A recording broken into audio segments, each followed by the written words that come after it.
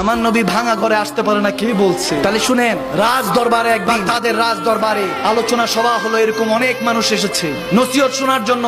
এক মা তার মেয়েকে নিয়ে ওই নসিহত শোনার জন্য গিয়েছে। যখন নসিহত শোনার জন্য ভিতরে প্রবেশ করছিল, ওখানে প্রজা আটকে দিল, বলতেছে ইনভাইটেশন কার্ড হ্যাঁ আপকে পাস? একটা ইনভাইটেশন কার্ড লাগবে, ওটা কি আছে? বলে না, আমাদের কাছে কিছু না, আমি তো ভেবেছি কোরআন সুন্নাহর মেহফিল হবে, আমরা শুনতে এসেছি, এখানে যে কার্ড লাগে এগুলো তো জানি না। বলে কার্ড ছাড়া ঢুকা যাবে না। এখন ছোট্ট মেয়ে মার দিকে তাকায় আছে ফেল ফেল করে। মা কি বলবে? মা বলতেছে ঘবরাও মত মেরে হুজুর, বাস দালান কোঠা মে नहीं आता झोपड़ी में भी आता है।